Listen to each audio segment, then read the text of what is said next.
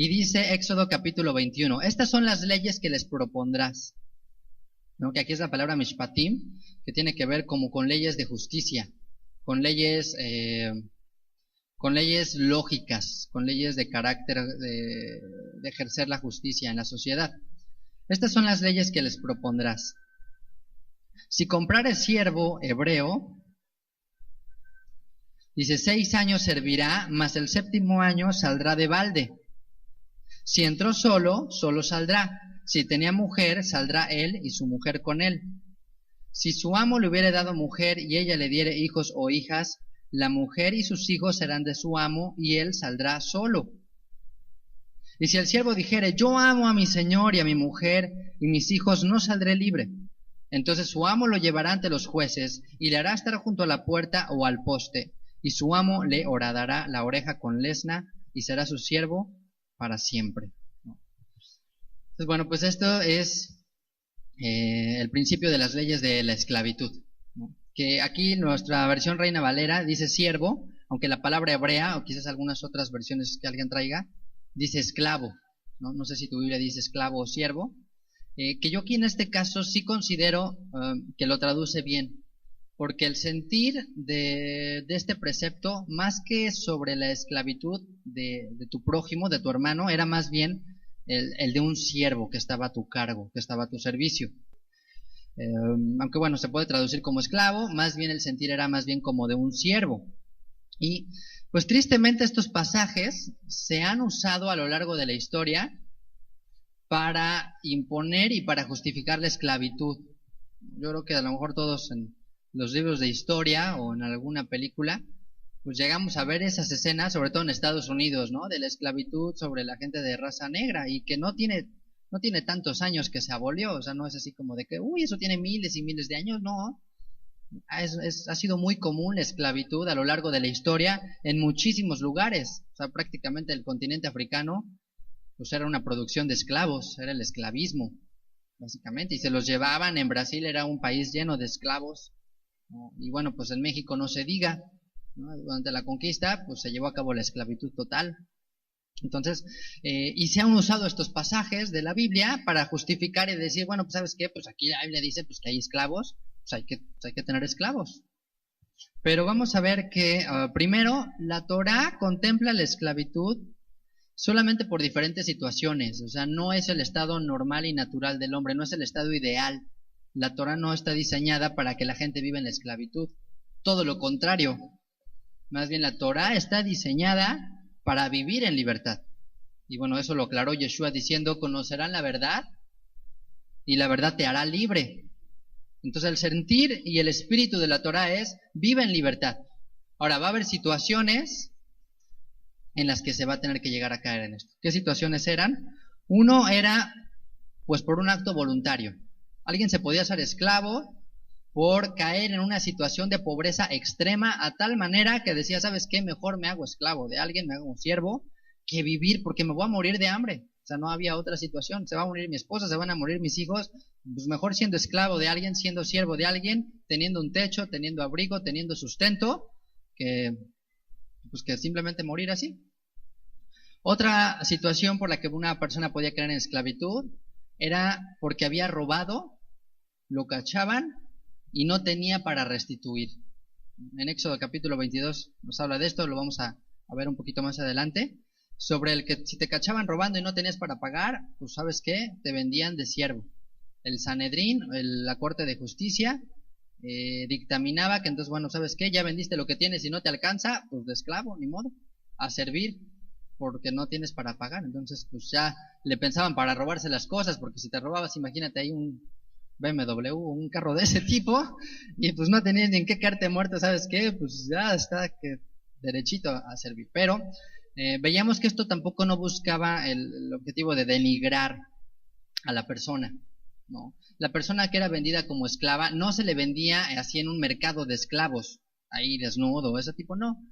Los jueces dictaminaban sentencia y lo hacían de una manera discreta. Se iba con una familia, posiblemente lo más probable era la familia a la que le habían robado, y le servía. Estaba prohibido vender a los a este tipo de personas a una persona pagana, a una persona que no conociera de Dios, a un extranjero, no se le podía vender a ninguno de ellos. Se tenía que vender a una persona que fuera piadosa. Si era extranjero, tenía que ser temerosa de Dios. Entonces, la Torah contempla estas reglas simplemente para regular la esclavitud, pero no lo considera el estado idóneo. O sea, eso no lo piensa de esa manera. De hecho, el apóstol Pablo escribe en este sentido lo mismo, diciendo: fuiste llamado siendo esclavo, no te preocupes. Aunque si puedes obtener tu libertad, prefiérelo. O sea, busca tu libertad. De alguna manera ahí. Pues bueno, la esclavitud podríamos decir que no ha terminado, porque bueno, pues cuántas veces no nos metemos en deudas en las que eres esclavo de esa deuda, ¿no? Esclavos de Banamex, esclavos de Bancomer, esclavos de American Express, esclavos de todas las que quieras, esclavos de Walmart, esclavos de un montón de cosas. O esclavo de una persona, ¿no? En tu corazón, en tus emociones, estás atado a una persona y eso es esclavitud también. ¿Cuántos chicos y cuántas chicas así de, pues ya te doy toda mi corazón, toda mi vida, ya se vendió esclavo a esa persona? O a un trabajo, ¿no? Ya, la esclavitud moderna, ¿no? Es lo que le dicen hoy en día. De, pues ¿a qué hora trabajas? No, más bien ¿a qué hora vivo? Porque más bien trabajo todo el día. Más bien te puedo decir, ¿a qué hora vivo? Tengo 3 horas, de 2 de la mañana a 5 de la mañana, porque es lo único que casi tengo de tiempo. Entonces, hoy en día también es otro tipo de esclavitud en la que podemos caer voluntaria o involuntariamente, ¿no? Entonces ahí tenemos que examinar nuestro corazón, revisar que a libertad nos llamó el Señor y de qué manera podemos salir. Ahora, la Torá da esperanza. La Torá da esperanza porque la jurisprudencia hebrea no considera la esclavitud o no contemplaba la esclavitud del prójimo por fuerza o por secuestro, ¿no? O sea, eso es un delito penado. Al contrario, al que secuestraba lo mataban. Entonces no había de, bueno, pues ahora vamos a tal lugar y nos secuestramos a tal persona, ¿no? Hay ciertos países de África que hace a lo mejor unos 40, 50 años todavía se vendían esclavos. Costaban $80, si no me equivoco, una esclava. Después el precio cayó hasta $15, imagínense. Comprabas un esclavo en $15. Y hay asociaciones cristianas que se dedican todavía a adquirir personas.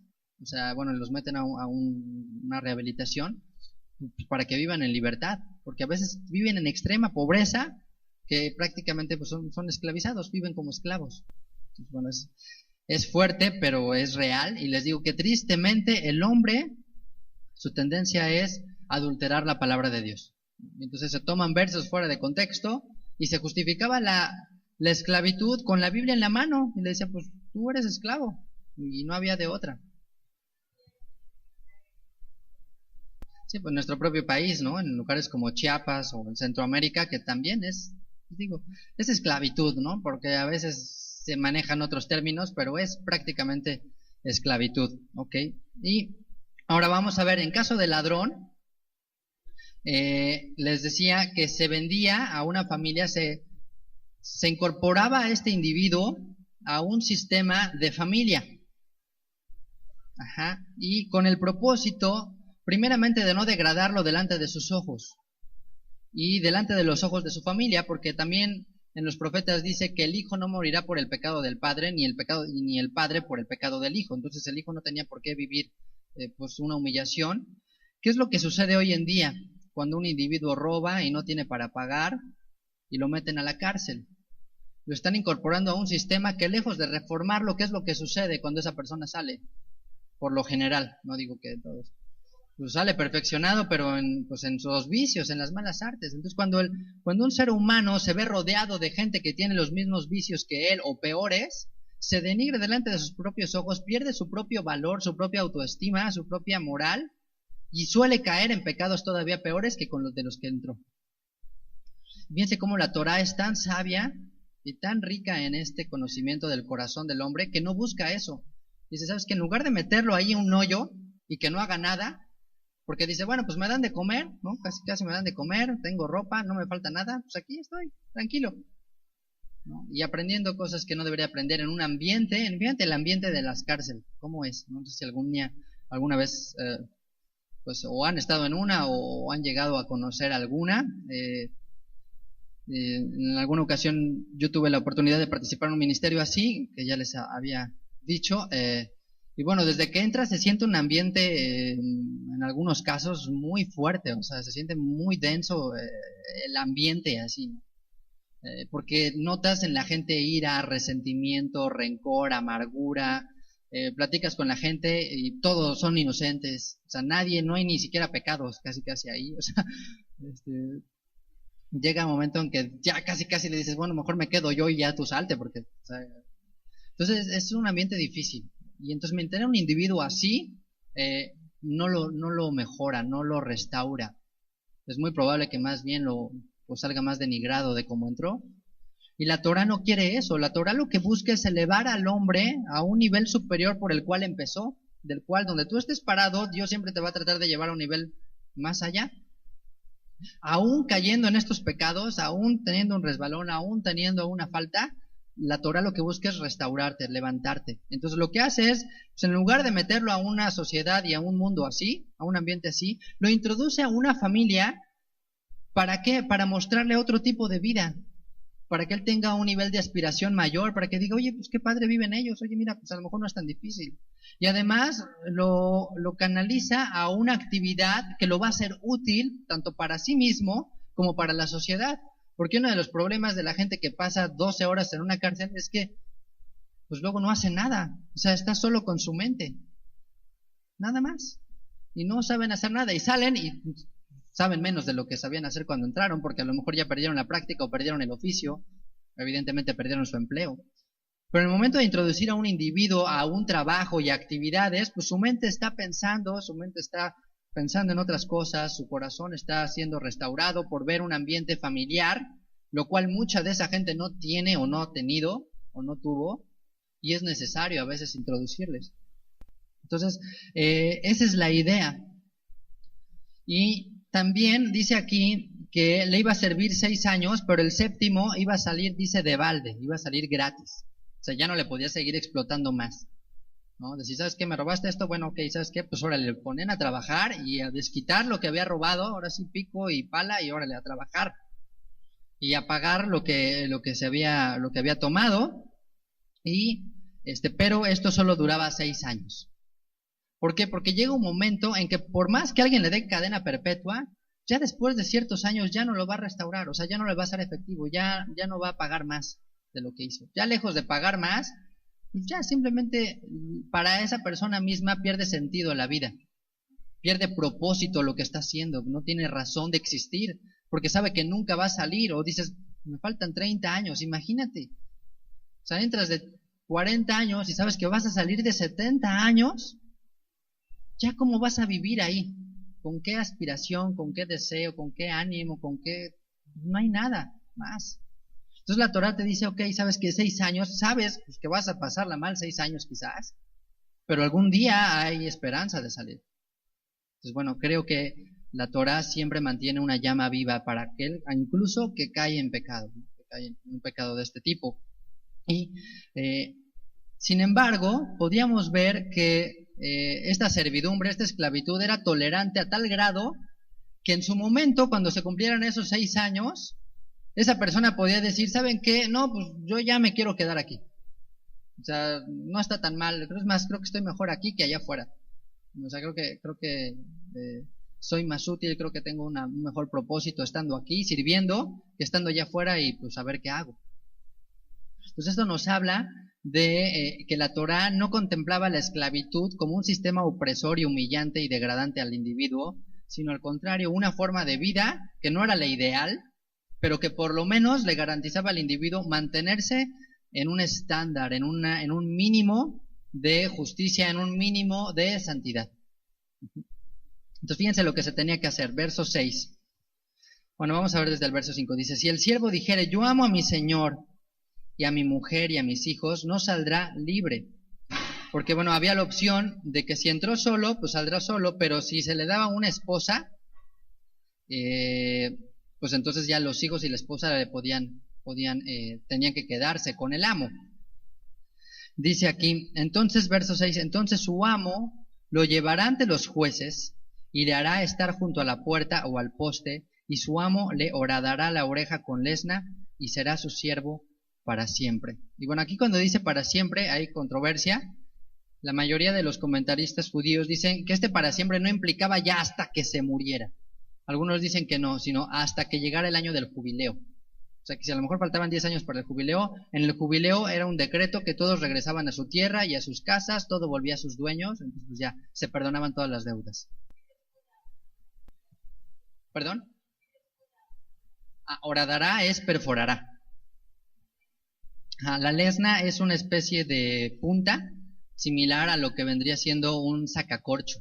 Vamos a verlo así, como un sacacorcho o como un picayelo. Más o menos, eso es una lesna, como un picayelo. Perdón, no un sacacorcho, sino como un picayelo más bien, ¿no? Tenían un manguito y pues con eso se les daba.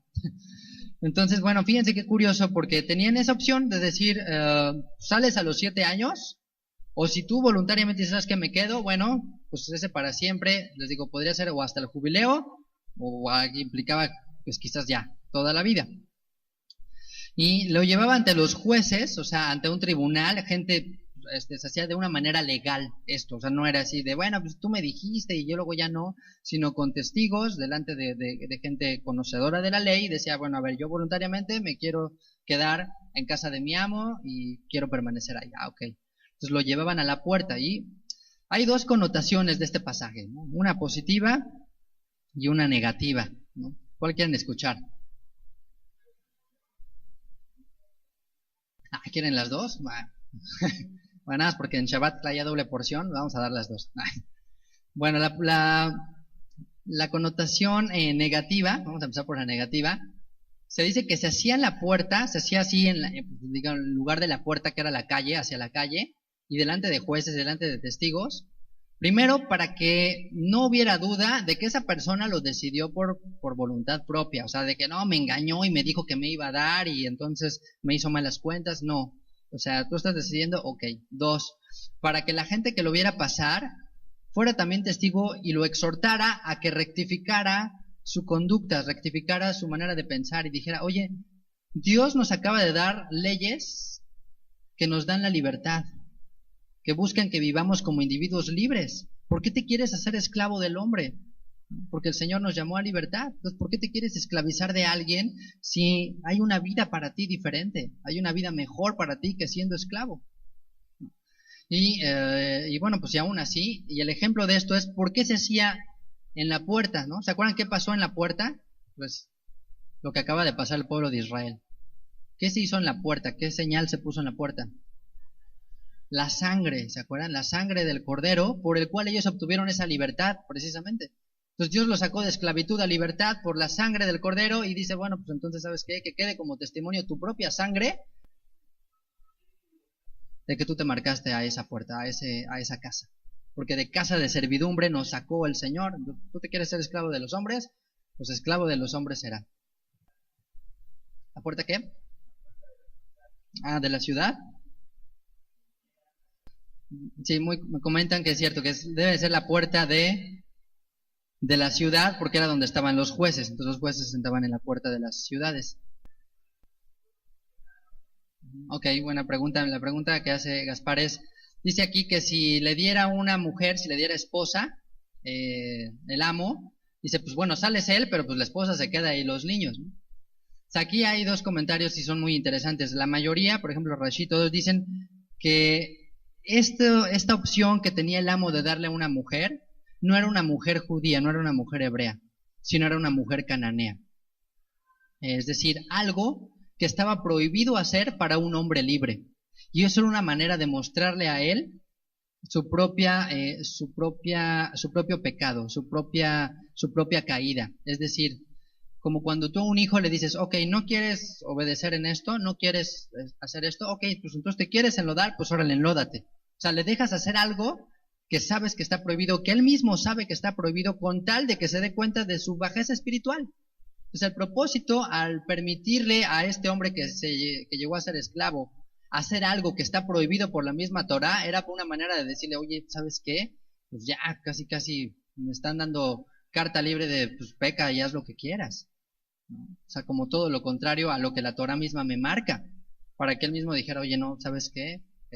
No lo puedo hacer, ¿no? En el caso de que fuera una mujer hebrea, que era poco probable que una mujer libre se casara con un esclavo hebreo, o sea, sí sería improbable que tú a tu hija, o bueno, ustedes díganme como mujeres, oye, te vas a casar con un esclavo que robó, ¿no? Entonces es un ladrón, no tiene ni para pagar, y pues por eso lo metieron de esclavo, y pues ¿cómo ves? ¿Te casas con ella? Pues ya no, pues sabes que no, o sea, el amo sería un poco ilógico que fuera a casar a su hija, o a una mujer de su familia, con un esclavo, pues que cayó en eso por ser ladrón.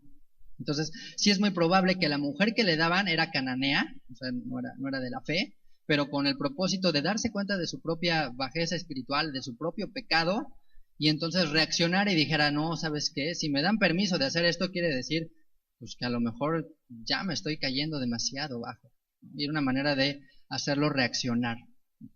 Pero en el caso de que el esclavo llegara siendo casado, también salía con esposa y con sus hijos, ¿no? También vamos a verlo, será otro caso. Entonces, bueno, ahora, si aún así, pues le daban mujer cananea y en ese inter, que eran 6 años, que bueno, pues era un tiempo, se reconsideraba y cambiaba y se quedaba con ella, bueno, pues sí, definitivamente se tenía que quedar con ella por amor, esa era una opción.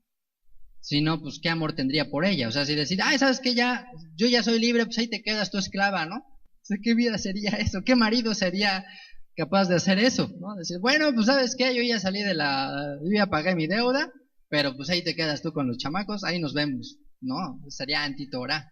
Por eso es interesante este pasaje y hay que revisarlo a detalle, ¿no? Entonces, bueno, les digo, la connotación negativa de esto es que te cagas de esclavos de los hombres. La Torah nos llamó a libertad, no te hagas esclavo. Y bueno, pues hoy en día, cuando ves a alguien con arete, pues también te da una imagen como que dices, bueno, se me hace que no es muy temeroso de Dios, ¿no? O sea, como que se me hace que no tiene mucha piedad de Dios, ¿no? ¿Se han visto estas películas, ¿no? De los piratas? Los piratas eran gente que había escapado de la esclavitud, o sea, que había sido puesto esclavo y se había escapado. Entonces era gente rebelde, ¿no? Por eso como que la imagen de los piratas pues, es gente que anda en rebeldía y que andaba moviéndose de un lugar a otro porque se había escapado. Debía de haber permanecido como esclavo y se fue. Eso es un cuate rebelde, ¿no? Y hoy en día, pues la gente que trae arete y acá y en todas partes, las perforaciones, todo esto, pues también es símbolo de esa rebeldía a veces que uno tiene, ¿no? Y bueno, pues aquí yo les puedo decir que sí es cierto, ¿no? Andarse poniendo aretes, aunque traigas una Biblia en la mano, es rebeldía en nuestro corazón. Entonces, ese es un aspecto por lo cual se hacía públicamente decir, no te hagas esclavo de los hombres. Ahora, el aspecto positivo al que se le encuentra esto es el que a veces sí es mejor vivir siendo esclavo de alguien que en libertad, entre comillas, sin llevar a cabo tu oficio, sin llevar a cabo tu servicio, sin servir a otros, porque a servicio nos llamó el Señor. Entonces no hay una libertad como tal en la Torah que digas, no eres esclavo de nadie, ¿no es cierto? La Torah dice que o somos esclavos del pecado o somos esclavos de la justicia, somos esclavos de Mashiach, somos esclavos del Señor. Ahora, si Él nos rescató de esclavitud, le pertenecemos a Él y por lo tanto todos somos siervos. Ahí no hay opción, no podemos decir, yo soy libre de todos. Yo no tengo religión, yo no tengo deuda con nadie, yo no tengo nada. No es cierto.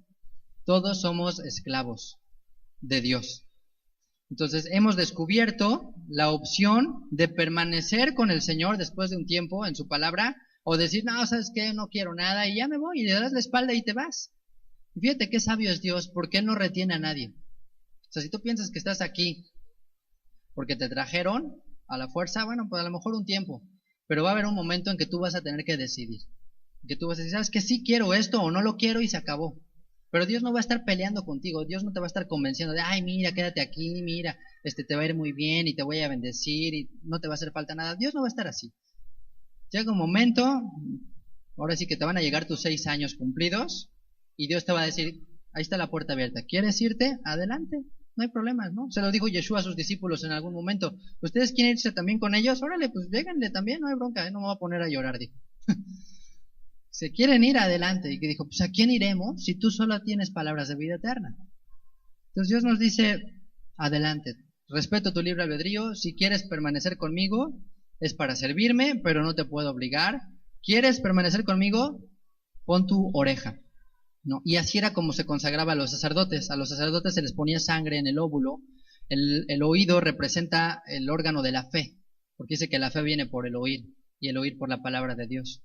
Así como el esclavo que decidía permanecer, pues ahora sí que en la esclavitud del hombre, por no escuchar los mandamientos de la libertad, sí, pues ahora vas a tener una marca de que no escuchaste en tu oído. Dice Dios, ok, yo te voy a poner una marca imborrable en tu oído para que escuches la palabra de Dios, para que sepas que estás consagrado para Dios. Yeshua decía, el que tenga oídos para oír, que oiga. O sea, el que tenga ya el oído marcado, el que ya tenga, el que diga, ¿sabes qué, Señor? Yo voy a poner mi oído voluntariamente para escuchar tu palabra. Entonces, esa persona queda marcada y esa persona, pues es sierva de Dios. Así que esos son los dos. Ahora, en caso de una mujer, dice el verso 7, dice, cuando alguno vendiere su hija por sierva, no saldrá ella como suelen salir los siervos. Si no agradare a su señor, por la cual no la tomó por esposa, se le permitirá que se rescate, no la podrá vender a un pueblo extraño cuando la desechare. Mas si lo hubiera desposado con su hijo, hará con ella según la costumbre de las hijas. Si tomare para él otra mujer, no disminuirá su alimento, ni su vestido, ni el deber conyugal. Y si ninguna de estas tres cosas hiciere, ella saldrá de gracia sin dinero. Bueno, aquí habla del caso de una mujer que aplicaban las mismas reglas que para el varón, cuando se dio el caso, que aquí habla particularmente de aquel varón, de acuerdo a lo que dice el Midrash, dice que ya vendió hasta la camisa que tiene y ni aún así está en extrema pobreza. ¿No? El caso de vender a una hija como esclava, bueno, pues era como sierva, era por una situación que ya no había manera de salir de ella y decir, bueno, pues sabes qué, mejor te llevo a esta casa y que trabajes ahí, a que te quedes conmigo y te mueras de hambre. Y bueno, el propósito de llevar a la hija no era nada más de esclavizarla, de ponerla como sierva o como criada de alguien, sino está en el entredicho de que o el amo o el hijo del amo se habrían de casar con ella. Entonces existía esa opción para ella. Y eso, pensando en la situación de una persona que está en pobreza total, lo único que está diciendo es, bueno, ¿sabes qué, hija? Pues tú aspiras a una vida mejor. Yo no te puedo dar esta vida, pero a lo mejor este hombre sí te puede dar una vida mejor si te toma como mujer, si te casas con su hijo o te casas con él.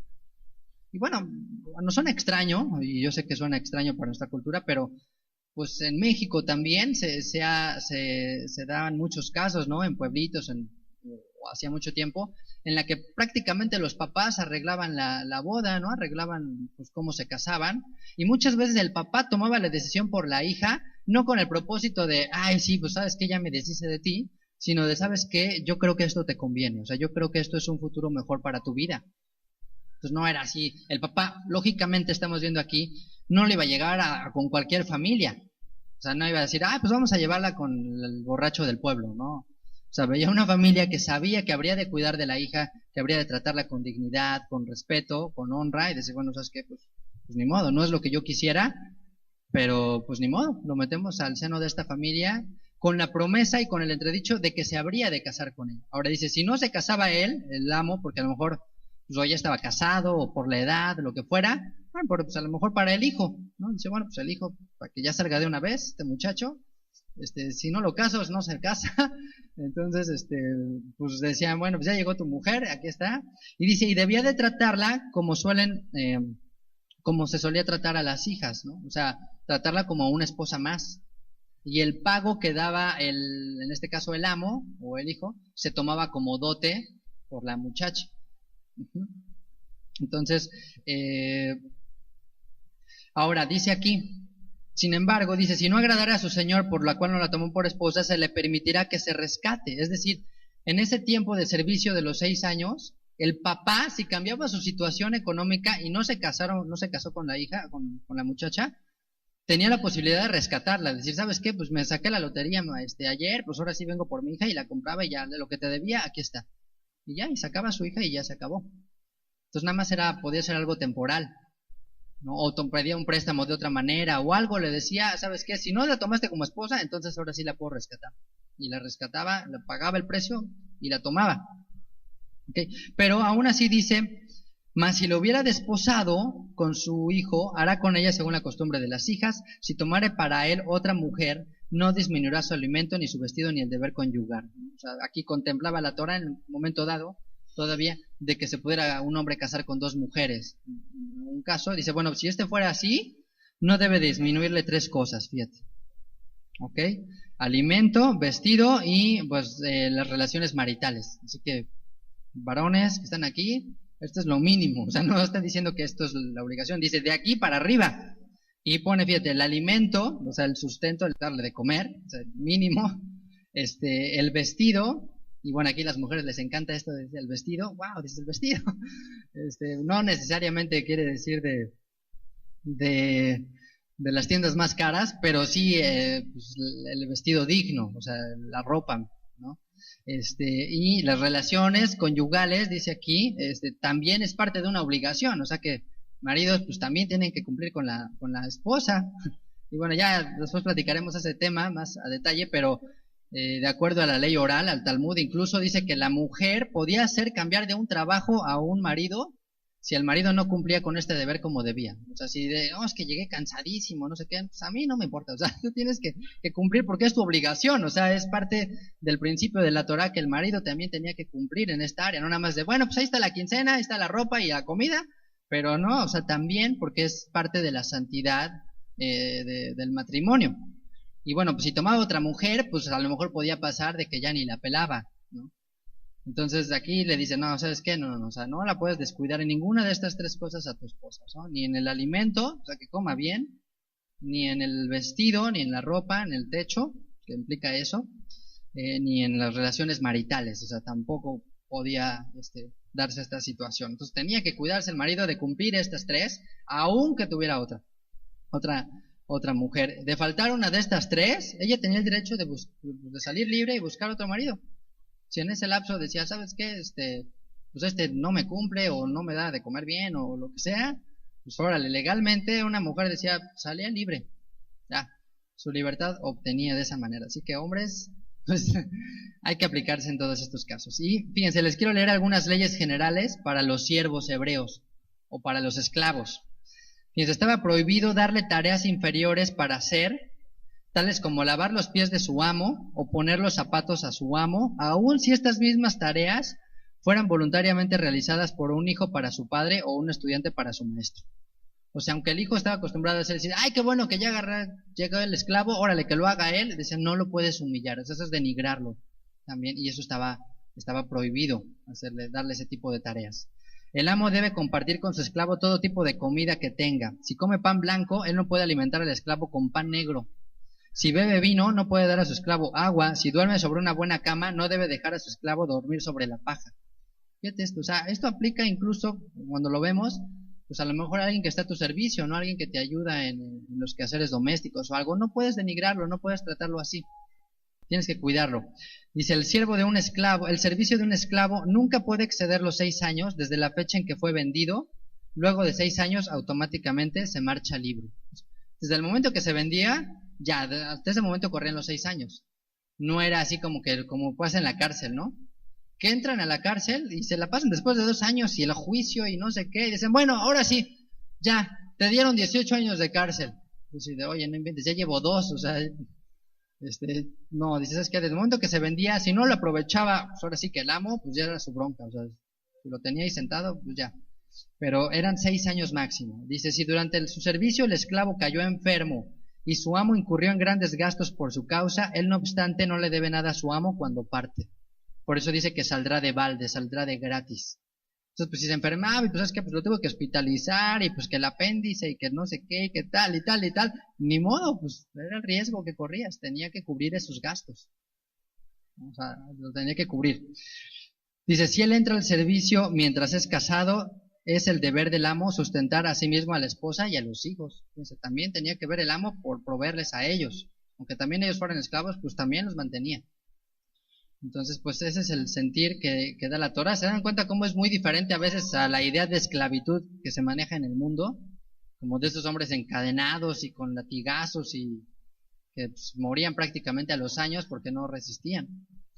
Así que, bueno, pues la Torah nos maneja como a manera de conclusión en el tema de la esclavitud. Como dice el dicho, no hay mal que dure 100 años, ¿no? ¿Esto qué significa? Pues que la Torá siempre da una luz de esperanza, aún para aquel que ha incurrido en un pecado de este tipo, ¿no? Aún aquel que había robado, pues dice, no es para siempre, ¿no? La miseria que tiene el Señor no es para siempre. O sea, no es el deseo de Dios que una persona pase su vida entera pues en un estado de pobreza y de esclavitud y de opresión. Eso no es el deseo de Dios.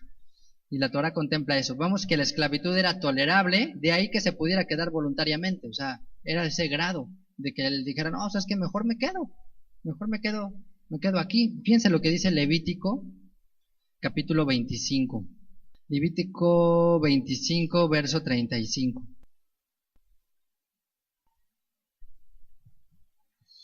Dice, cuando tu hermano empobreciere y se acogiere a ti, tú lo ampararás. Como forastero extranjero vivirá contigo. No tomarás de él usura ni ganancia, sino tendrás temor de tu Dios, y tu hermano vivirá contigo. No le darás tu dinero a usura ni tus víveres a ganancia. Yo, el Eterno vuestro Dios, que os saqué de la tierra de Egipto para daros la tierra de Canaán, para ser vuestro Dios. Y cuando tu hermano empobreciere estando contigo, y se vendiere a ti, aquí está, y se vendiere a ti, no le harás servir como esclavo, como criado, como extranjero estará contigo, hasta el año del jubileo te servirá. Entonces saldrá libre de tu casa él y sus hijos consigo, y volverá a su familia, y a la posesión de sus padres se restituirá. Porque son mis siervos, dice Dios, o sea, son míos, o sea, no pienses que es tu esclavo, es mi esclavo. O sea, que cuidadito como tratas a mi esclavo, porque pues es mío. Entonces, si le pasa algo, pues me voy a enojar, ¿no? Dice, porque son mis siervos, los cuales saqué yo de la tierra de Egipto, no serán vendidos a la manera de esclavos. No te enseñorearás de él con dureza, sino tendrás temor de tu Dios. Ok, entonces bueno, pues aquí dice, ¿sabes qué? Tiene temor de Dios y trátalo como una persona que tiene temor de Dios. O sea, es triste a veces el caso de, pues de personas, ¿no? De los jefes que a veces tratan al empleado pero lo denigran, o sea, lo humillan, ¿no? O me han platicado incluso de pastores que hasta se agarran unas cachetizas ahí a las ovejas de, dices, ¿qué onda? O sea, como si fuera su papá o no sé, o algo peor, porque bueno, ni siquiera los padres deben de corregir así a los hijos, pero los denigran, los humillan, los tratan peor así que como esclavos, ¿no? Y no me importa que no comas, y no me importa que esto, y ahora haces esto, y ahora trabajas más y más y más y más, y es una explotación total. Entonces, Dios dice, oye, espérame, o sea, ni al esclavo podías tratar así, o sea, ten temor de Dios, de cómo nos tratamos. Y bueno, pues este es un principio también para nosotros, porque todos somos siervos unos de otros, dijo el Mesías. O sea, todos estamos llamados a servirnos unos a otros y todos somos siervos de nuestro Padre, todos somos siervos de nuestro Dios. Entonces, en ese sentir nos deberíamos de ver y en ese sentir nos deberíamos de tratar. No como que, bueno, yo soy superior a ti o yo soy mejor que tú. O sea, pues esclavo, yo soy esclavo, pues, ¿qué podemos presumir? ¿De qué podemos jactarnos, ¿no? Si todos somos siervos unos de otros.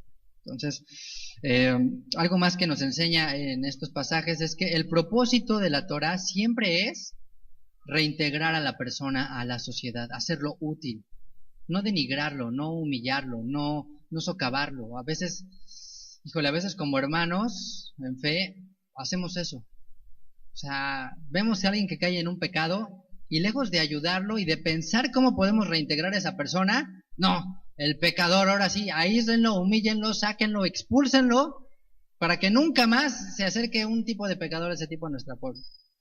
Y Dios dice, ¿sabes qué? Pues no lo sacaban de la sociedad, porque pues, eso es lo que sería más fácil de hacer. Y creo que por eso el hombre ha optado por ese tipo de esclavitud, ¿no creen? O sea, es más fácil, pues mete a alguien a una jaula, a un hoyo ahí, 30 años, no me da problemas, pues ya lo que pasa en su mente y en su corazón no me importa, la persona en lo absoluto.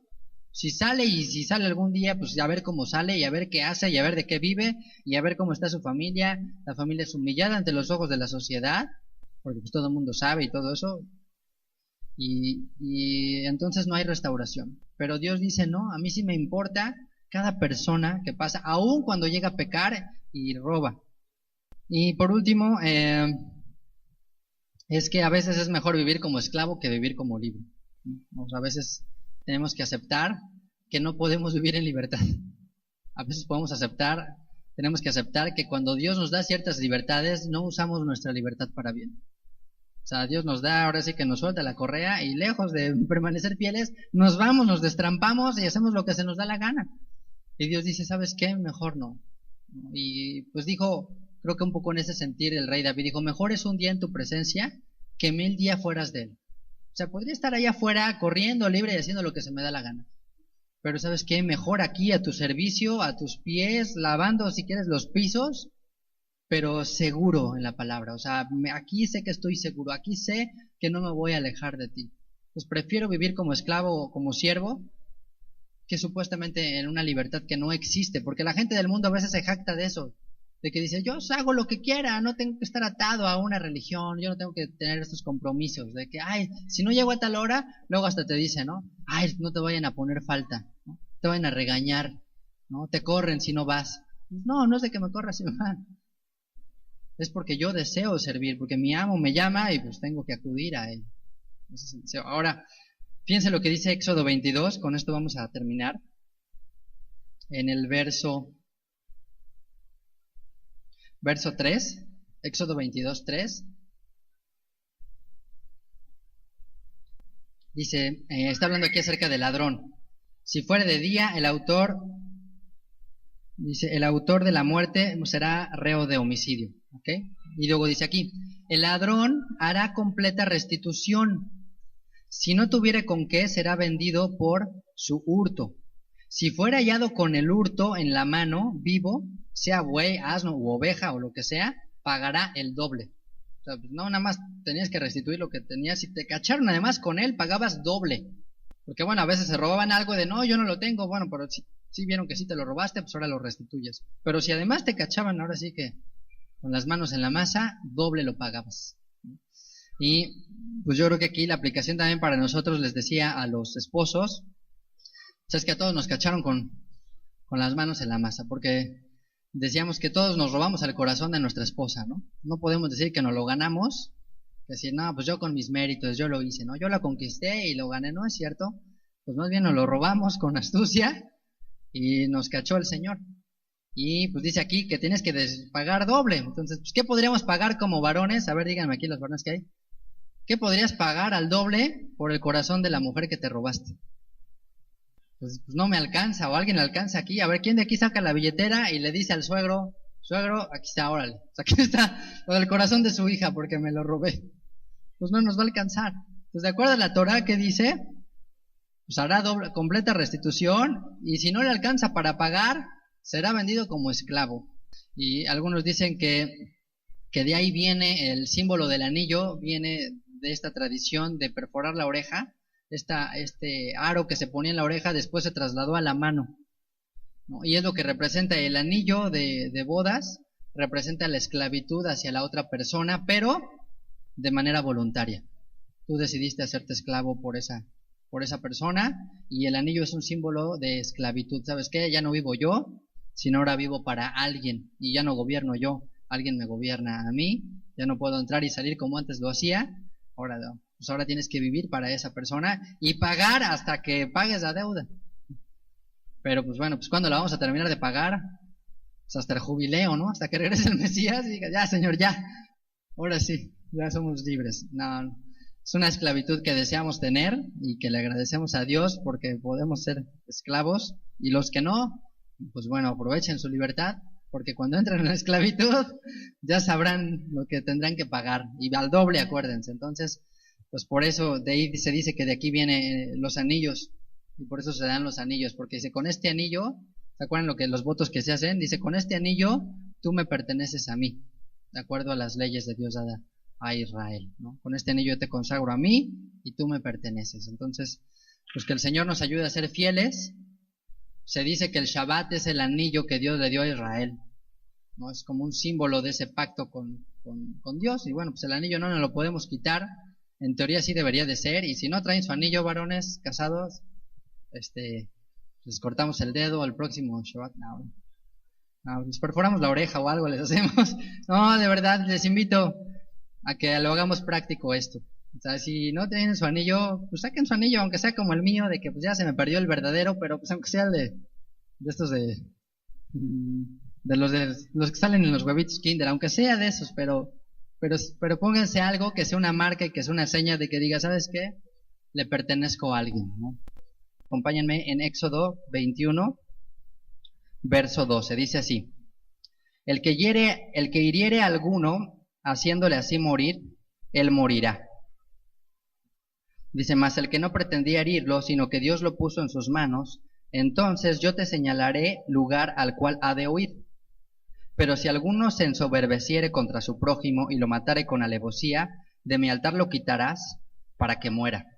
Se está hablando aquí, continuando con leyes sociales, con leyes de justicia. En este caso está hablando acerca de una herida mortal, una herida que provoca a alguien con intención, con alevosía, es decir, pues un homicidio premeditado, un asesinato. Dice, bueno, entonces en este caso se debe de matar. Dice, te quitarás a ese hombre de la tierra, ¿no? Esto ya estaba prescrito desde Génesis capítulo 9. Dice que el que derramare sangre, por el hombre su sangre será también derramada. Entonces, la ley de la paridad y la justicia. Sin embargo, en el verso 13 nos dice que pudiera ser que no pretendía hacerlo, no pretendía herirlo. Dice, sino que Dios lo puso en sus manos. ¿Qué significa Dios lo puso en sus manos? Híjole, pues es como cuando dices, híjole, pues ya era de Dios, ¿no? O sea, definitivamente fue un accidente, fue algo involuntario, pero es un acontecimiento que dices, híjole, esto pues fue algo que Dios permitió. Alguna gente le llama suerte, le llama al azar. Como por poner un ejemplo, ¿no? De esa época, quizás estaban cortando un árbol con hacha y de repente se le va el hierro y pum, pues de repente pues le da, ¿no? Imagínate, pues fue sin querer. O, oye, no, ¿sabes qué? Ayúdame a construir. Ah, pues yo me subo a la escalera y se sube a la escalera y se cae y se mata. Pues no lo querías matar, ni al contrario, ¿no? Era tu prójimo y pues se murió. Entonces dice, bueno, en este caso, cuando es sin intención, el homicidio no intencional, dice, yo te señalaré el lugar al cual ha de huir. Esto se refiere a las ciudades llamadas ciudades de refugio, que este tema lo vamos a estudiar más adelante porque sí da bastantes detalles de estas ciudades, entonces lo vamos a dejar para más adelante, pero aquí pues habla del castigo por diversos tipos de asesinato. Entonces en el caso del asesinato voluntario, del asesinato intencional, el Eterno sí da vida por vida, ¿no? Si dice, ¿sabes qué? Si esto lo hizo con alevosía, pues entonces lo quitarás, dice, incluso de mi altar. O sea, aunque se vaya allá al mismísimo templo y se agarre de los cuernos del altar, pues aún de ahí lo vas a sacar. Ustedes recuerdan el general del rey David. Este hombre se rebeló contra Salomón después de que muere David. Entonces sabía que cuando ya quedó finalmente Salomón de rey, dijo, me va a matar. Y se fue y se agarró de los cuernos del altar y dijo, pues de aquí no me sueltan. Y van y le dicen a Salomón, oye, pues es que pues se metió al templo y se metió al altar, bueno, todavía no construyeron el templo, pues se metió al tabernáculo, se metió al altar y se agarró de ahí, pues ¿y ahora cómo lo sacamos? ¿No? Digan, pues ni modo, pues sáquenlo, aunque sea del altar, pues del altar lo tienen que sacar. ¿Por qué? Porque la Torá lo dice. O sea que no hay ningún lugar, lo que nos quiere decir aquí el Eterno es, del que podamos escapar de la justicia. Ni aunque te metas a donde te metieras, dice, de ahí sáquenlo y mátenlo. Por rebelión, porque propició también derramamiento de sangre este hombre, y dice, bueno, pues aún de ahí, Joab fuera este hombre, el que se rebeló contra Salomón. Y dice el verso 15, fíjense, empieza a hablar acerca de un tema igual social, que tiene implicaciones sociales, pero que nace en el seno familiar. Dice, el que hiere a su padre o a su madre, morirá. Asimismo, el que robare a una persona y la vendiere, o si fuera hallade en sus manos, morirá. Igualmente, el que maldijere a su padre o a su madre, morirá. Y bueno, pues suena fuerte, ¿no? Cuando de repente dices, órale, pues aquí sí ya Dios no pasa por alto este tipo de transgresiones.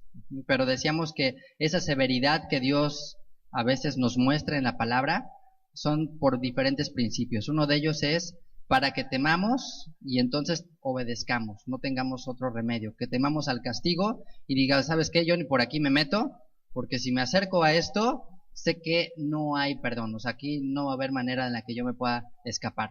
Entonces a veces Dios da castigos muy fuertes para que la gente escarmiente desde antes, o cuando lo esté pensando diga, ni por aquí me acerco. Entonces, bueno, el verso 16 habla acerca del secuestro, que es algo pues tristemente que sigue en crecimiento en nuestro país. Hoy México es el país con el mayor número de secuestros en el mundo. Entonces, se considera que 8 personas, alrededor de 8 personas aproximadamente, son secuestradas diarias en México.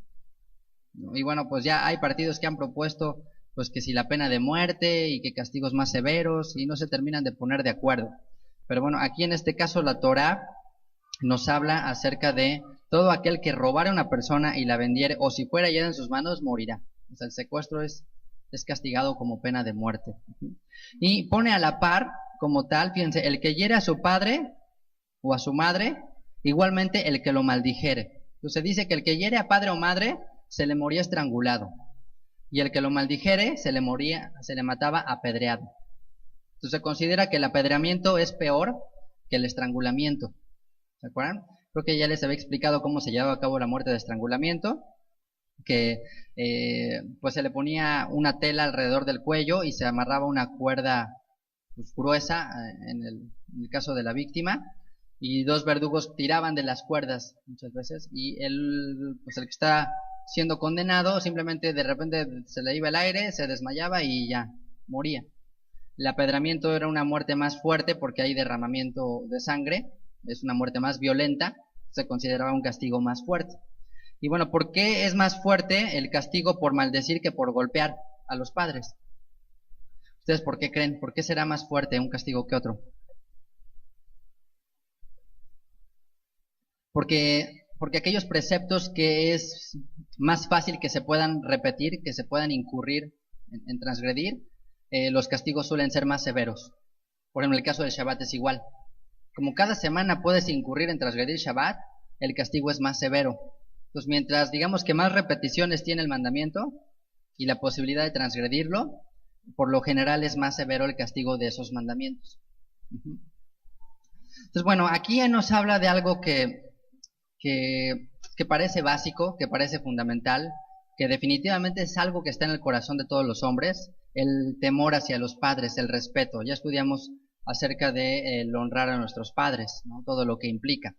Obviamente esto está incluido, ¿no? El no herirlos y el no maldecirlos. Bueno, se considera que un jovencito o una jovencita a partir de Brit Milá, a partir de Bat Mitzvah y Bat Mitzvah y Bar Mitzvah, ya son conscientes de sus actos, es decir, la mujer en el caso de los 12 años y el varón a los 13 años, en el judaísmo, se considera pues, que ya tienen una edad en la que son conscientes de sus actos. Entonces, sí se dice que si un hombre o un joven de 12 o 13 años golpeaba a sus padres haciéndoles sangrar o hiriéndolos, pues lo apedreaban si había testigos y se le había advertido con anticipación. Lo mismo para una jovencita. Ajá.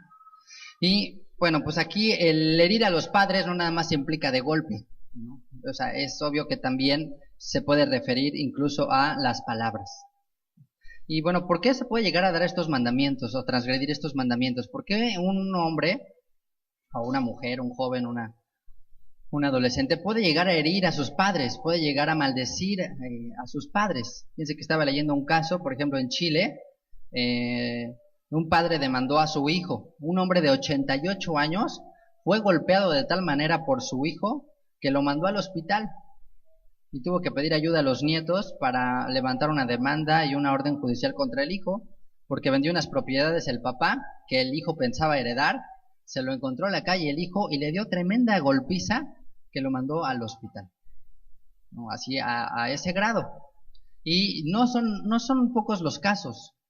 O sea, si ya te pones a meterte bien a internet, que a mí me tocó hacerlo, dices, oye, es impresionante, o sea, es muchísimos los casos de hijos que golpean a los padres. O sea, no pienses que son casos aislados, sí es muy común. Ahora les digo, el golpear o el herir a los padres no es nada más el golpe físico, sino pues puede implicar los sentimientos y las emociones. Entonces, bueno, les digo, ¿por qué se llega a dar este caso? Primero, como el mandamiento de honrar a los padres empieza en nosotros mismos, en los papás. Es decir, para que tu hijo no llegue a transgredir este mandamiento, la primera responsabilidad es tuya y la otra responsabilidad, digamos que el 50% es tuya cuando ellos son pequeños, el otro 50% les corresponde a ellos. Entonces, la primera parte nos corresponde a los que tenemos hijos pequeños. tenemos que enseñarles el honrar y el temer a sus padres, no como opción, sino como mandamiento. Entonces comentábamos que el mandamiento de honrar a los padres implicaba también ese temor que va más allá del de, bueno, te respeto o considero tu opinión. No, tiene que llegar un momento en que también ellos sientan un temor a tal grado que puedan llegar a pensar así como el pueblo de Israel lo pensó con Dios. Cuando dijeron, si no aceptas mi pacto, ahorita te cae el monte Sinaí, pues a ver con quién te quedas, ¿no? Ahí te quedas, hasta ahí llegaste, ¿no? Ya saliste de Egipto, pero no llegaste más. Pues sí tiene que haber algo en el corazón de nuestros hijos, que haya un temor reverencial, un temor que digas, no puedo ni siquiera pensar en algún momento en levantarle la voz a mi padre o a mi madre, levantarle la mano mucho menos, es ser rebelde a cualquiera de sus indicaciones. Entonces, es una responsabilidad nuestra también el que nuestros hijos no lleguen a transgredir esto. Porque si esto se da, por ejemplo en Israel, alguien podía acusar a un muchacho de decir, oye, yo soy testigo o varios testigos de que este hijo es un rebelde. Y entonces pues lo podrían llevar a juicio y en una de esas lo podían hasta matar. Porque aquí no dice que el papá lo tuviera que hacer, sino alguien veía que se comportaba un joven de esa manera, que se le llamaba también rebeldía como ya que no tiene corrección, rebeldía incorregible se le llama. Entonces si alguien veía rebeldía incorregible en un muchacho, podía ir delante de los jueces y decían, oigan, este chavo ya está totalmente descarriado, yo lo he visto maldecir a sus padres, herirlos o hablar mal de ellos, ¿saben qué? Pues lo podían llegar le podía costar la vida a este muchacho. Entonces bueno, pues nadie quisiera eso para su hijo, aunque sea el peor de los rebeldes. Pues bueno, nuestra responsabilidad es que nuestros hijos nos respeten y nos teman. O sea, no debemos permitir en ningún momento que nuestros hijos nos hieran de ninguna forma. De todas las heridas vamos a recibir porque les amamos. Y cuando ellos caen y cuando ellos se equivocan, cuando ellos transgreden, también nos duele a nosotros. Pero no podemos permitir que eso sea voluntad de ellos. Ahora les digo, ¿por qué se llega a dar esto? Híjole, pues son tantas las razones y sobre todo en la actualidad, ¿no? Por hacerles creer que tienen derechos absolutos. Ese es un error. O sea, que se cae en casa en un sistema de democracia. Y la Biblia no enseña democracia. La Biblia no dice, bueno, tu opinión es tan válida como la mía. La Biblia no dice que sea así. La opinión que dice la Biblia, que la única que cuenta es la del padre. La de los padres. O sea, ahí sí, ni modo. Suena muy radical y suena muy fuerte, pero así es, no es democracia. Ahí sí es autoritatismo, o llámenle dictadura, o llámenle como quieran, pero así es como lo marca la Biblia. Entonces, el que se fomente tanto en los hijos pequeños de que tú tienes tus derechos, nadie te puede hacer nada, nadie te puede tocar, llega un momento en que los mismos hijos ya le dicen así de, pues tú no me puedes pegar, ¿y tú quién eres? Y yo te voy a demandar, ¿no? Como nos platicaba Toño y mi hermana en alguna ocasión, que en Italia también se dio un caso de un padre que corrigió públicamente a su hijo, en un restaurante muy fuerte.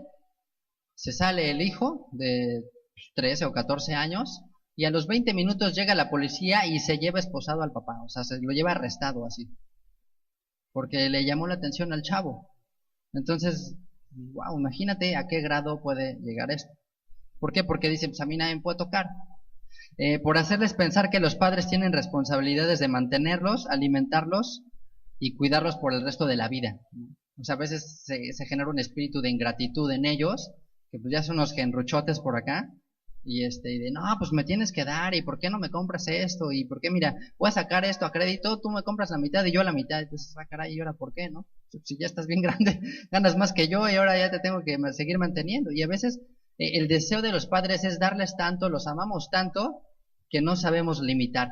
Y entonces generamos en ellos un pensamiento equivocado, de que es responsabilidad del padre mantenernos toda la vida, pero eso ni es sano, ni para el padre, ni para el hijo. O sea, tenemos que buscar la independencia de nuestros hijos a la manera que Dios lo estableció. ¿Cómo? Haciendo de ellos individuos útiles, generando en ellos un espíritu de obediencia a la palabra, de dependencia a Dios, y no dependencia a los hombres.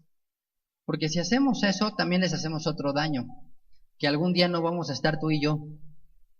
Y viene un vacío en sus vidas, que puedes ver, no sé, a un adulto de 50 o 60 años, se muere el papá y hace cuenta que se cayó el mundo, porque hay una sensación de inseguridad de decir, ¿quién me va a cuidar? ¿Quién me va a mantener? ¿Quién va a orar por mí? ¿Quién me va a proteger? O sea, como que se cae todo eso sobre el cual esta persona se sostenía, aún siendo ya mayores, aún siendo ya grandes, ¿no? Y no estoy hablando de que no te duela de que tu padre en algún momento fallezca, sino que emocionalmente también tiene que haber un desprendimiento.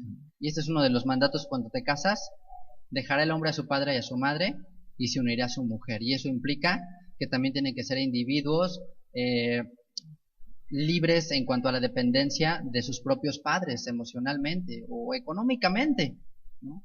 Entonces les podemos ayudar, pero no podemos hacerles pensar que ya es nuestra responsabilidad de por vida. Entonces, pues tenemos que corregir eso.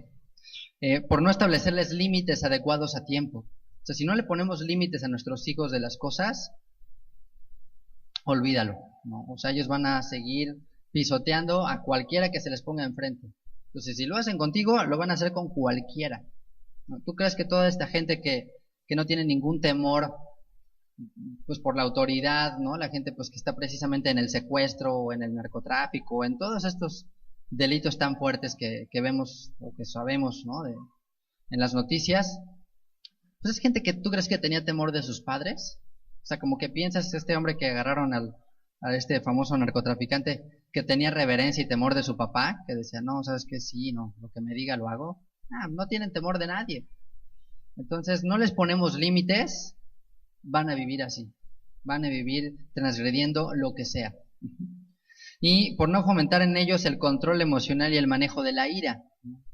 Pues a veces eso también hay que trabajarlo con nuestros hijos. Porque hay hijos que en un momento de explosión, pues se le van al papá. Yo sí conocí a través de un amigo un caso.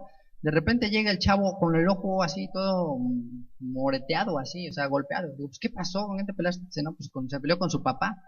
Se agarró a golpes con su papá, así. Y después de eso, el papá murió poquito tiempo después y este chavo quedó mal psicológicamente.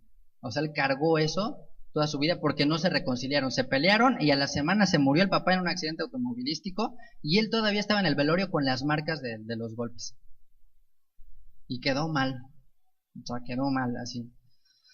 Entonces, ¿por qué? Porque no sabemos generar en nuestros hijos pues el manejo de las emociones, el control emocional. O sea, también es necesario que nuestros hijos sufran frustraciones, por ejemplo, a veces. Es mejor que sufran frustraciones de chicos a que las sufran de más grandes. Porque si no, no saben manejar emociones. Por eso a veces el meterlos a alguna pues, actividad deportiva o alguna competencia y que de repente pierden y se frustran, dices, pues qué bueno que ahorita, para que te sobrepongas, para que lo sobrelleves, para que sepas que no eres todopoderoso, para que sepas que hay que aprender de las derrotas, para que manejes tu ira. Y pues esa es, la ira puede producir cualquier otra cosa menos paz, menos armonía en el hogar. Entonces cuando hacemos que nuestros hijos no se controlen, híjole, pues tarde o temprano también se van a ir sobre nosotros. Y a veces decimos, no, mejor sabes que dale la paleta, dale el dulce, porque si no va a ser un berrinche de aquellos y va a ser un show. Entonces ya mejor, para que no se enoje el niño, le damos la paletita o le damos tal cosa, o le compramos sus tenis o lo que quiere el rey o la reina, porque si no se enoja y entonces, uy, cuidado, porque no, hombre, o sea, ahí ya arde Troya si se enoja el príncipe. Pues está mal eso. Estamos fomentando en nuestros hijos una vez más el que transgredan tarde o temprano este mandamiento. Ajá. Y otra cosa que se dice es que la violencia también se aprende. O sea, el que nuestros hijos nos puedan llegar a herir con palabras, con sus acciones o con golpes, es porque a veces nosotros hay un espíritu en nosotros así. O sea, porque también nosotros podemos ser gente iracunda, gente que no controla sus emociones, gente que habla mal de otros, gente que lastima a otros verbalmente. Pues nuestros hijos lo ven y también lo van a aprender. Y también nos lo van a hacer a nosotros. O sea, como papás no debemos de pensar que somos la excepción. Nos lo van a hacer igual. Y yo creo que, o sea, ¿qué papá quiere ver a su hijo muerto? Así. Pues, o sea, nunca. Sería lo último que quisiéramos. Pero nosotros somos responsables, cuando son hijos pequeños, de que ellos cumplan este mandamiento. De que lo hagan.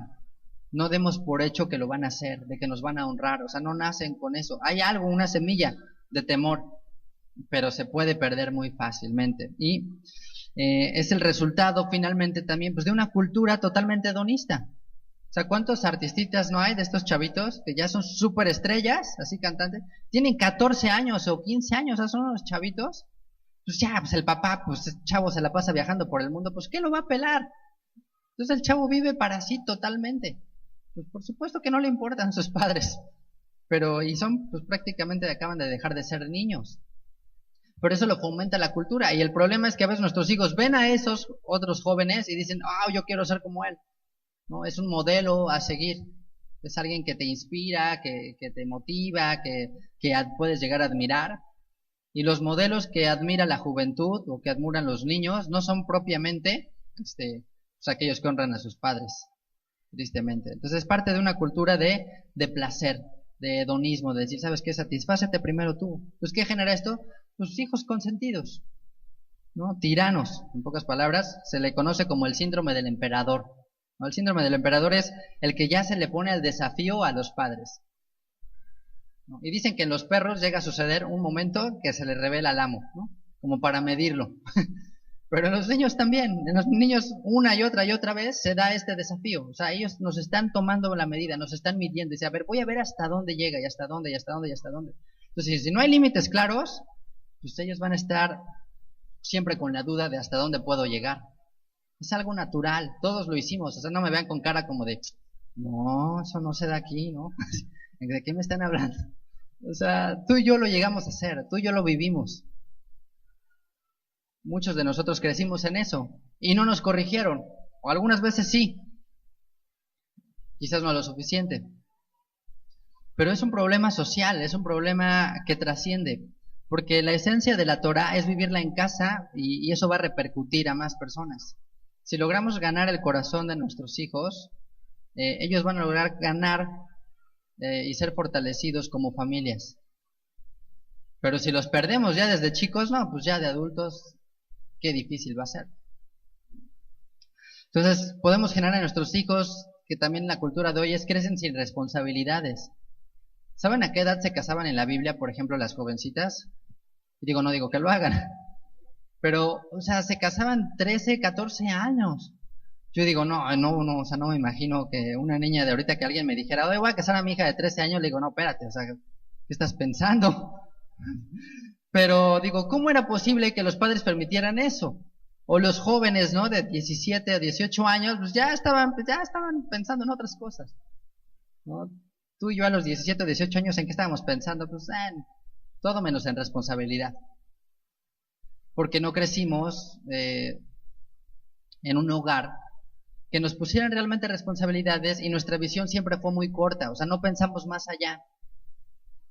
Entonces muchos de los preceptos de la Torah con los hijos es para que él genere una visión a largo plazo y genere una responsabilidad y simplemente prepararlo pues, así desde que nace, a que un día él va a formar una familia también. Pero lejos de eso, al contrario, como que retenemos a los hijos, los consentimos, los apapachamos demasiado y al final es un boomerang el que estamos lanzando. Y nos va a regresar y nos va a pegar con todo. Y los más heridos vamos a ser nosotros. Y pues digo, la paga de este pecado es la muerte, ¿no? Y les digo, este pecado no solo es físicamente el herirlos, sino puede ser con los hechos. Ahora, ya siendo adultos, ya siendo mayores, ya siendo jóvenes, algunos aquí, tenemos que cuidar este detalle, tenemos que cuidar este mandamiento y ser celoso en este mandamiento, ¿no? Les digo que si de algo debemos de ser celosos, es de este tipo de mitzvot. No, más allá de si les digo que si las vueltas del tzitzi y si la inclinación de la mezuzá, está bien todo esto. Pero si en algo debemos de ser celosos y ortodoxos, es en este tipo de preceptos, ¿no? En los que tienen que ver con nuestros hijos, con nuestra familia.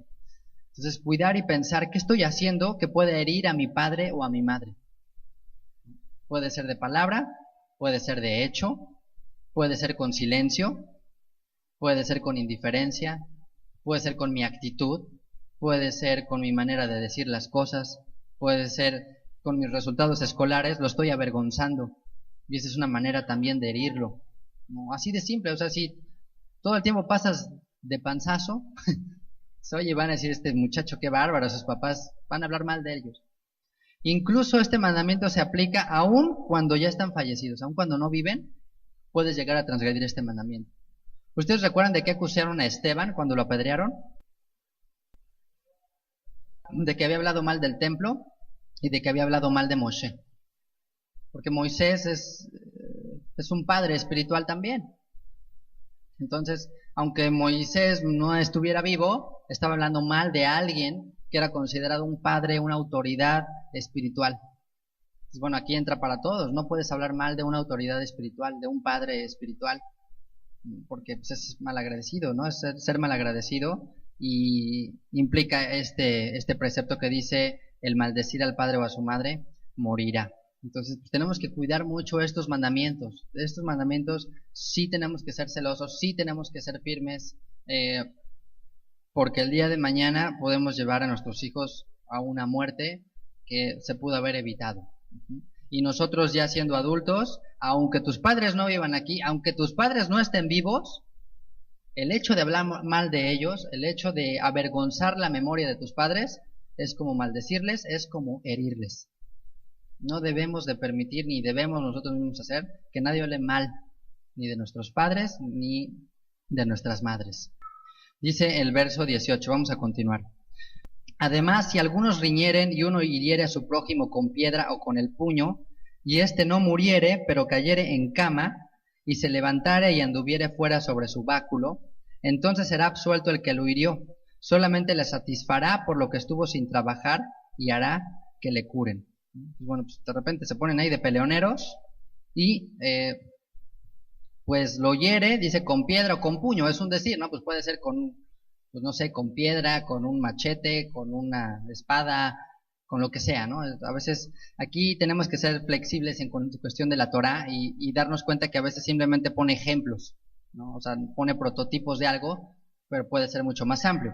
En este caso dice, bueno, si están peleando dos y uno lo hiere, si no muere y cae en cama y se levanta, bueno, pues ¿sabes qué? Pues nada más sus gastos médicos le va a pagar, ¿no? ¿Sabes qué? Por andar de peleonero, no pienses que nada más fue así de gratis. Pues ahora todos los gastos que implicó lo que hicieron, pues ahora lo van a tener que pagar. Pero dice el verso 20, y si alguno hiere a su prójimo o a su sierva con palo, en este caso al siervo, y muriere bajo su mano, será castigado. Mas si sobreviviere por 1 o 2 días, no será castigado, porque es de su propiedad. Y bueno, pues aquí sí era fuerte también para los siervos rebeldes, que ameritaban castigo. Pues si les daban y no se morían, pues ni modo, no le hacía nada al dueño. Ahora, aquí sí se especifica que lo tenía que corregir con palo, o más bien es vara. O sea, que no se podía agarrar al siervo y decir, órale, ven acá, y lo agarraban ahí a mecatazos o sea, con lo que se le ocurriera, no. Tenía que ser con vara, o sea, como se corregía de manera similar a un hijo, ¿no? O sea, no podías agarrar lo que se te ocurriera y le daban ahí a los siervos. Porque si lo hacían de otra manera, podía ser considerado homicidio, y entonces esa persona sí se moría. Entonces al siervo había también maneras de corregirlo, y también había justificantes, o sea, razones por las cuales lo tenía que disciplinar. Pero si en el caso de que lo hiriere y muriere y no le había corregido pues conforme a los mismos preceptos de la ley, en este caso con palo o con vara, lo consideraban asesinato y también lo mataban a él. ¿Ok? Dice el verso 22, dice, si algunos riñeren y hieren a mujer embarazada y ésta abortare, pero sin haber muerte, serán penados conforme a lo que les impusiere el marido de la mujer y juzgaren los jueces. Mas si hubiere muerte, entonces pagarás vida por vida, ojo por ojo, diente por diente, mano por mano, pie por pie, quemadura por quemadura, herida por herida, golpe por golpe. Entonces, bueno, aquí dice, pues están peleando, y pues estamos hablando aquí el caso de alguien que está viendo, ¿no? O sea, que está testigo, pues están peleando, y está una mujer embarazada, imagínense. Y bueno, pues le golpean y aborta al bebé, pierde al bebé, pero ella vive. Dice, bueno, serán penados conforme a lo que el marido y los jueces impusieren. Entonces no estaba exenta aquí la pena de muerte. O sea, si el marido y los jueces decían, no, sabes que este cuate siempre es un peleonero o lo que sea, lo mataban. Y si la mujer moría, pues entonces de inmediato ya le costaba ojo por ojo, diente por diente, vida por vida. Es lo que se le llama la ley del talión. Pero a veces esto se malinterpreta, ¿no? El dicho de ojo por ojo, diente por diente, todo esto se toma como ahora tengo la obligación de que si tú me sacas un ojo, ahora tengo la obligación de sacarte un ojo, ¿no? Si tú me diste un golpe, ahora tengo la obligación de darte un golpe. Pero no dice eso exactamente el espíritu del mandamiento. O sea, el mandamiento lo que busca es que no haya un pago desproporcional, que no haya una venganza, ¿no? Lo veíamos en el caso del asesinato, pues de que qué pasaba cuando a alguien le mataban a un hijo, pues ahí las familias iban y le mataban a todos los hijos. O sea, ya era desproporcional. O sea, aquí en este caso lo que busca la Torah es simplemente justicia, simplemente es la paridad, la equidad. Oye, ¿sabes qué? Si te rompió una silla de tu casa, pues que te dé una silla de tu casa, pero no le quieras quitar todo el comedor. Eso es lo que busca el sentido de la justicia. Y ahora, ¿se podía sufrir el agravio? Se podía sufrir el agravio. Se podía pedir perdón y que fueras indultado de la paga. Se podía hacer. Se llevaba el caso delante de los jueces y decía, ¿saben qué? Rompí esta bocina y decía, bueno, pues perdóname. Bueno, ¿sabes qué? Pues órale, no hay bronca. Y ya. Y se podía sufrir el agravio. Entonces, simplemente lo que busca es, bueno, si en el caso que necesites la compensación, que sea equivalente, ¿no? Y bueno, esto es para proteger ambas partes, para proteger al deudor y para proteger el acreedor. Te presté un carro y me devuelves una bici, ¿no? Imagínate, te presté mi carro, choqué, híjole, ¿sabes qué? Choqué, pero pues aquí está mi bici, está nuevecita, no hay bronca, o sea, es lo mismo, te tomas, te va y te lleva. No vives tan lejos, hombre, no, pues no, o sea, no puedes pensar que es igual. Entonces, bueno, ojo por ojo, diente por diente, medida por medida. Ese es simplemente el buscar la justicia. Esa es la idea de la Torah. Y dice el verso 26. Dice, si alguno hiere al ojo de su siervo, el ojo de su siervo o el ojo de su sierva y lo dañare, le dará libertad por razón de su ojo. Y si hiciere saltar un diente de su siervo o un diente de su sierva, por su diente le dejará ir libre. Pues bueno, imagínense, de repente entraban al servicio 6 años, pero pum, en eso pues le hace el dueño, ¿sabes qué? Pásame esto, lo que sea, y les hago un diente, pues ¿sabes qué? Pues ya mi diente, ya la hizo, ¿no? Pero bueno, aquí les digo que igual el ojo y el diente solamente son ejemplos, pero podía ser cualquier otro miembro. O sea, ¿por qué creen que pone el ojo y por qué creen que pone el diente? Porque el ojo pues, es prácticamente pues, de los órganos más importantes. O sea, si no tienes vista, pues tus capacidades se disminuyen muchísimo, ¿no? O sea, muchos dirán, ¿sabes qué? Pues, si no veo, ya no podría trabajar, ya no podría hacer lo que hago. ¿Quién podría hacer de aquí lo que hace si no tuviera vista o si no tuviera ojo? Pues no podrías, posiblemente.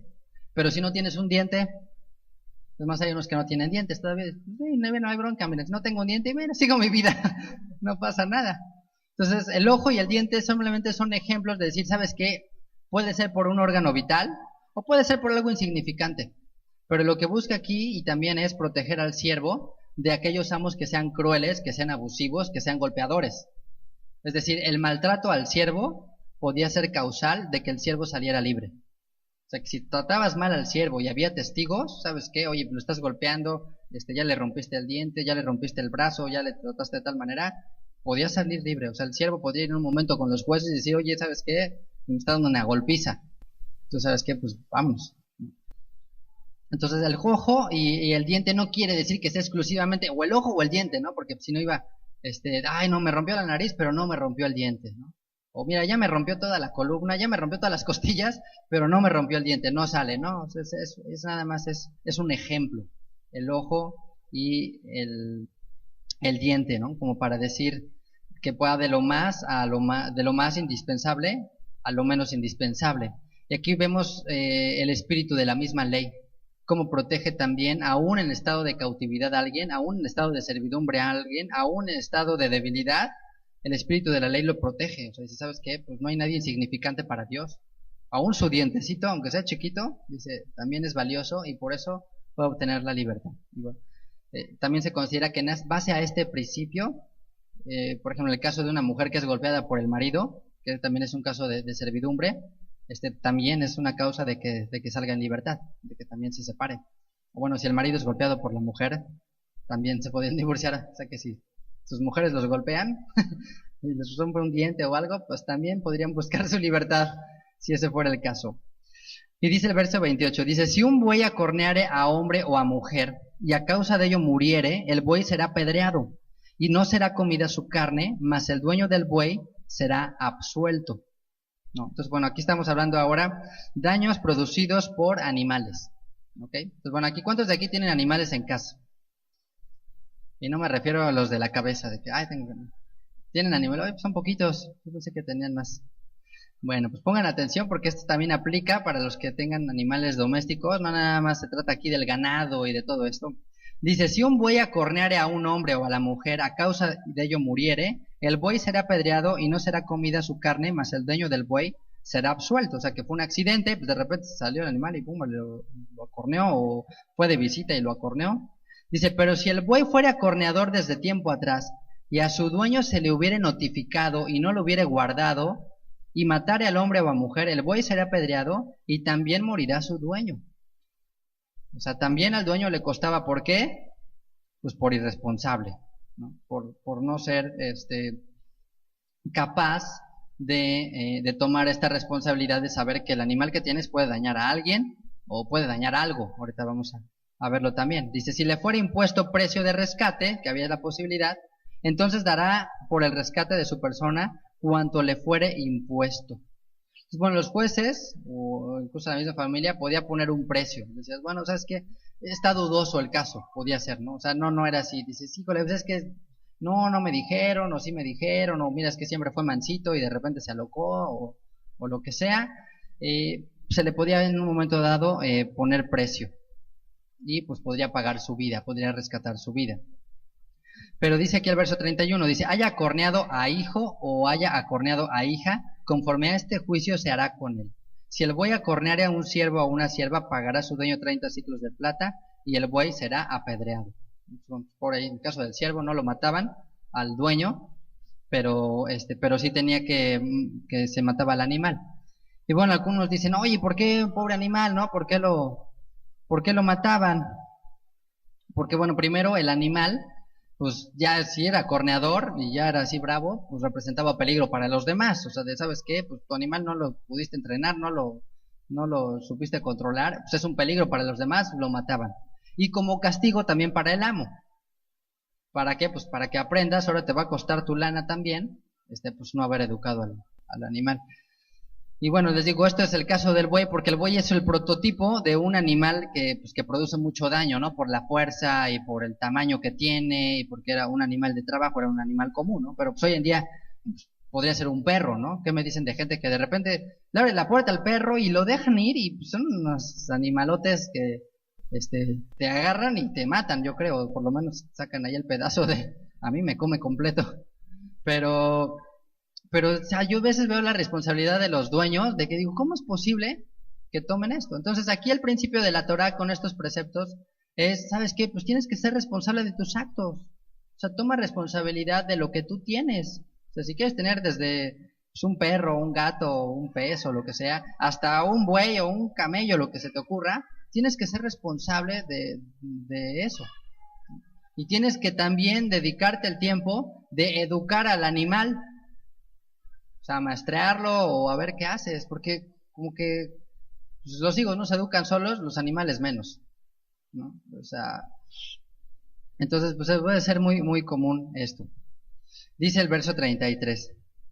Dice, si alguno abriera un pozo o cavara cisterna y no la cubriere y cayere allí buey o asno, el dueño de la cisterna pagará el daño, resarciendo a su dueño, y lo que fue muerto será suyo. Si alguien de repente estaba haciendo un pozo en su casa y en la noche pues de repente ya soltaban a los animales y pum, vale, se caía la oveja ahí, ¿no? Como lo que contaba Yeshua, ¿no? De que si cayera una oveja en el hoyo, pues quién no le saca, ¿no?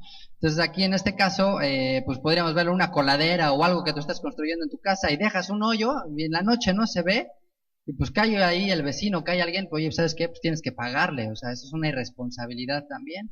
Entonces habla de también ser responsable con lo que haces dentro de tu casa o fuera de casa. Pues cuántos casos no hay aquí de accidentes de que porque dejaron una coladera abierta, ¿no? El carro de repente pum va y ya se rompió la llanta, ya se dañó todo y eso es una responsabilidad. En la Torah no se debía de permitir esto, ni un pozo abierto, ni una cisterna abierta o en este caso nuestros días diríamos una coladera, ¿no? ¿Cuántas coladeras no habrá abiertas en Verso 35 dice, si el buey de alguno hiriere al buey de su prójimo, de modo que muriere, entonces vendrán al buey vivo y partirán el dinero de él, y también partirán al buey muerto. Mas si era notorio que el buey era acorneador desde el tiempo atrás, y su dueño no lo hubiera guardado, pagará buey por buey, y el buey muerto será suyo. Pues igual, pues de repente están jugando ahí los animalitos, y uno mata al otro, y si sabes qué, bueno, pues ni modo, pues si el mío mató al tuyo, pues ahí te va el mío y ya. Pero si ya tiene fama de que era bravo, de que era corneador, ¿sabes qué? Igual otra vez por irresponsable, pues pierdes, además de que perdiste al animal porque se lo tienes que dar al otro, el muerto, pues ya te vas a quedar con el muerto, por lo menos. Una manera de castigar. Y en la ley oral se marcan 3 categorías de daños por los animales. Uno le llaman por cuerno. Por cuerno implica que son daños no habituales.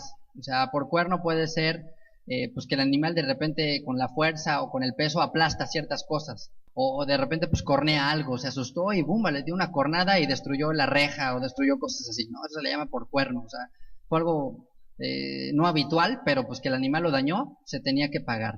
En el caso de diente, es pues de que el animal a lo mejor tenía hambre y pues veía, ahora sí que veía el campo del vecino y decía, ay, ahí están re buenas las cosas, y se metía, ¿no? Y se saltaba o rompía la reja, y pues se pasaba y se ponía a pastar, dice, bueno, pues también tenía que pagar el dueño. Y por pata quiere decir sin intención, por ejemplo, al caminar algo, pues de repente pues podía romper, ¿no? Cajas, podía romper cosas. Entonces, bueno, pues para los que tengan animales, consideren esto. Hay que educar al animal, hay que entrenarlos, hay que cuidar pues de que tu animal no sea propicio de daño de una relación. Porque más allá del animal en sí o de las cosas materiales, lo que se daña en este tipo de cosas son las relaciones entre las personas. ¿No? De que, oye, que tu perro ya se hizo, o que tu gato ya se saltó a mi casa, y que tu perro ya embarazó a mi perro, que no sé qué, cosas así, ya hizo tal cosa. Y el vecino, no, pues yo no sé, pues es que es travieso, no, pues se escapa y cosas así. Oye, tenemos que ser pues responsables, ¿no? Por eso, pues creo que la Torah nos hace más conscientes, incluso en la sociedad, nos hace mejores humanos, nos hace mejores individuos de una nación.